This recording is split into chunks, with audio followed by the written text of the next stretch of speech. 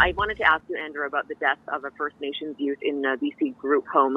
It's sparking calls for an investigation. He was 17 years old. He was found dead in his bedroom closet in Abbotsford 4 days after going missing. So we're asking, what would your government do to better protect First Nations youth in government care? Well, the care of youth by government is a critically important function. I have a sister who's actually in a group home setting in Alberta and has been for the last 40 years. I know what that's about. When it's an Aboriginal situation dealing with an Indigenous youth, that requires even more thoughtful care and attention. There are a disproportionate number of Indigenous youth in our child care system, and that's something that we as a society must continue to make our best efforts to improve. It goes back to the entire lineage of the residential school system and the current state of challenges that our Indigenous communities face. So it's a core function of government to make sure that Indigenous youth are looking at a world of opportunity. Higher education is critically important for Indigenous youth to get them into the workforce and leading a life of prosperity and hopeful anticipation of the future. So this is obviously a tragedy, needs to be investigated in the particular case, and it's difficult to comment on the case not knowing any more facts. But let's be clear, getting our Indigenous youth fully involved in the economy and reaching their maximum potential is a core function of government. Do you have a follow-up, Tanya? Yes, please. Just on another topic, talking about transit. Today, BC mayors are collectively calling for more stable funding for badly needed transit projects. Would your government commit to that? If not, what is your plan and what details could you provide addressing their request? I'm a big fan of transit. I use transit for decades going back and forth to work, and it's a great system we have in Metro Vancouver, and BC Transit provides very good service all around British Columbia. We'll be talking more about transit in the days to come and how it needs to be supported, particularly through the COVID pandemic when we've seen ridership drop by 70% and more. I just heard yesterday that the major transit lines here in Metro Vancouver are still operating at about 30% capacity.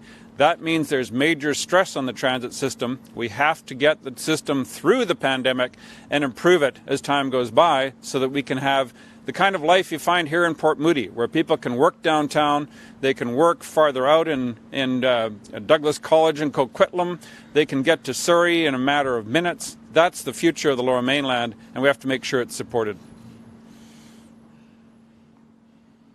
Great, thanks. The next question will go to Brishti Basu from Victoria Buzz. Go ahead. Hi, Mr. Wilkinson. Thanks for taking my question. With regards to strategies or ways to manage the opioid crisis in BC, would the BC Liberals, if elected, continue the safe supply program through the distribution of prescription drugs by physicians and nurses?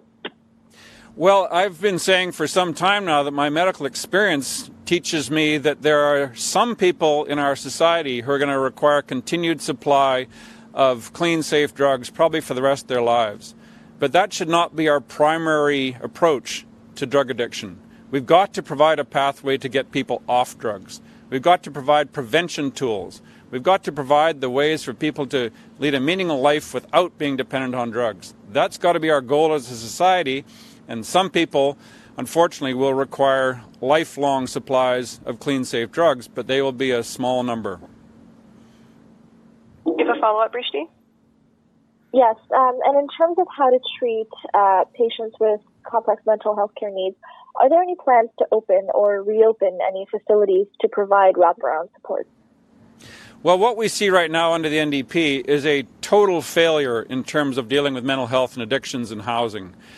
One of the NDP's cabinet ministers said herself today that it's simply not good enough to scoop people off the streets, drop them in a hotel, and expect success. That's the NDP's own statement about their failed housing program as their approach to dealing with mental health and addictions. These are complex disorders. We need to figure out the causes for individuals, treat them as human beings, not as a gaggle of people who are somehow all going to have the same answer. We've got to treat the causes and prevent the harm. And as I say, that's the appropriate approach to dealing with mental health and addictions and dealing with homelessness, is treat the causes and prevent the harm. Great, thanks. We'll go to our next question. It's Binder Sajan from CTV. Go ahead, Binder. Hi, Andrew. I'm just wondering, do you have concerns that up to, 500,000 voters who request a vote by mail package are going to get a blank one? What's your understanding of how to fill it out properly? And are you confident that voters will do it correctly without a list of candidates? Well, one of the members of my household got the blank mail-in ballot about 4 days ago, and that's a blank form, and you have to fill in to show the intention of who you want to vote for, whether it's Andrew Wilkinson or BC Liberals. That has to be shown on the form. There will be some confusion about this, but Elections BC has, I think, appropriately decided to get the forms out in circulation as soon as possible. And on the guide form that they say that later versions of the ballot will come out with a list of candidates. But they're doing their level best in very difficult circumstances, and we expect an orderly postal vote here in British Columbia because Elections BC is very well run. You have a follow-up, Binder? I do. And I'm just wondering, the NDP leader John Horgan just announced a new long-term care home plan, saying that they're going to commit to building single-room long-term care homes, upping the wages. And he took aim at the previous Liberal government for cuts. And he says, some of the issues that we saw during this pandemic can be traced back to Liberal government policies. Do you have a plan for long-term care homes in your platform? Let's make a few points here. The NDP blame game is getting tired for everybody. We're all looking for solutions. We're all looking to get through this pandemic and lead a better life afterwards. When the NDP announced a $1 jillion program with 100,000 this and that, it has no credibility. Their housing program was supposed to produce 114,000 housing units. It's produced 2,963 temporary units. At this rate, we'll be waiting for the NDP housing program for 125 years. So when the NDP come out with a grand plan, we say what seniors say to us. We need solutions and remedies now. We need to work on a seniors program that's going to bear fruit immediately, just like we need a program in that regard for so many things in this province where the NDP's grand schemes have really amounted to nothing, whether it's in childcare, whether it's in homelessness, whether it's in mental health and addictions, whether it's in housing. We see one failed NDP program after another. People expect better, and we're going to deliver better. We'll have more to say about seniors programs in the next week. Great, thank you. Next question will go to Richard Sussman from Global News. Go ahead, Richard. Hi, Andrew.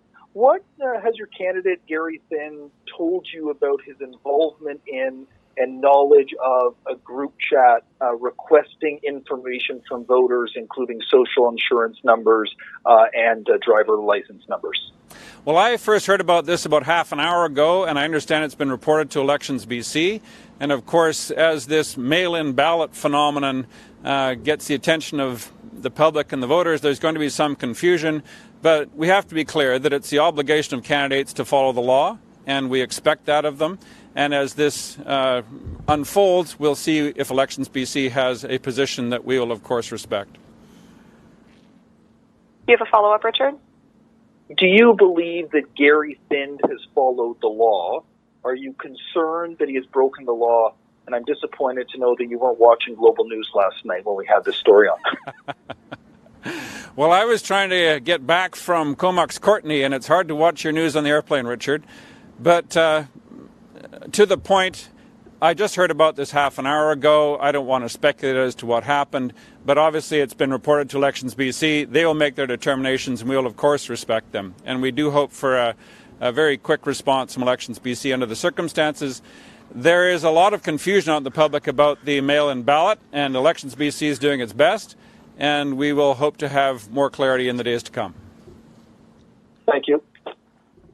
Great, thanks. We have time for two more questions. Next question will go to Rob Shaw from Vancouver Sun. Go ahead, Rob. Hi, Andrew. I just wanted to go back to the seniors issue. John Horgan said that he is going to make permanent the wage top-up for long-term care workers so that they don't have to work in more than one facility, which is a rule right now in the pandemic to prevent against infection spread.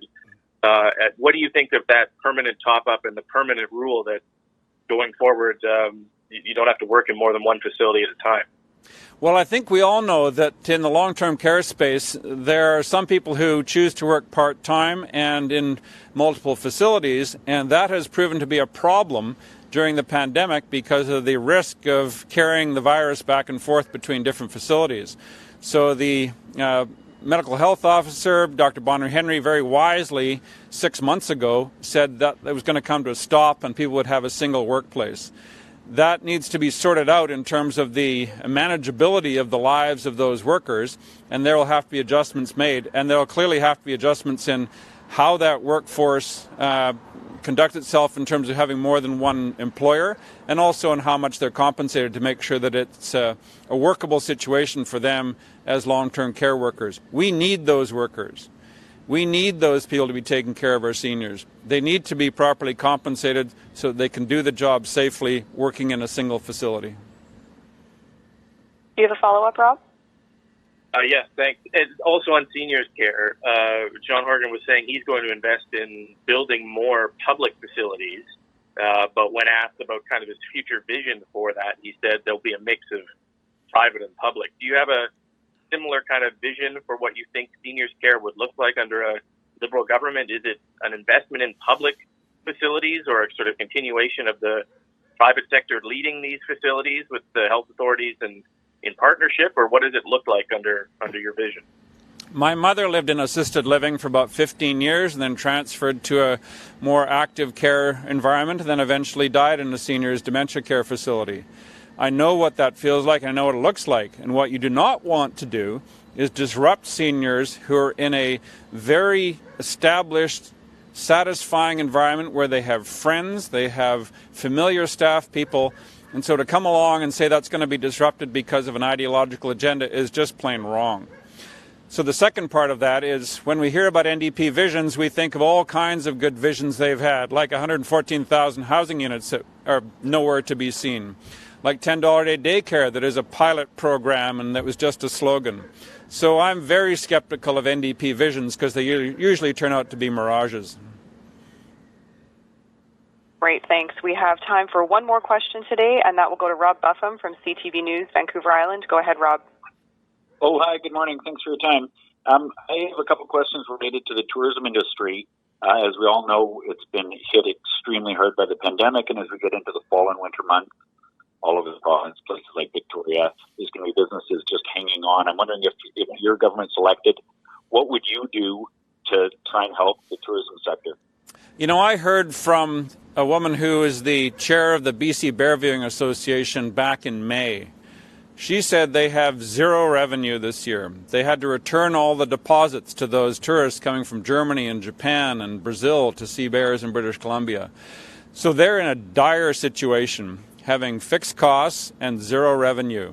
And when we heard from the Tourism Industry Association of BC that they were looking for $600 million as bridge financing to get them through the winter to be able to operate and survive for next summer's tourists, that really struck a chord. We've got hundreds of thousands of people in this province who depend on the tourism industry for their well-being. There has been a bit of a recovery in the Okanagan this summer as people took staycations.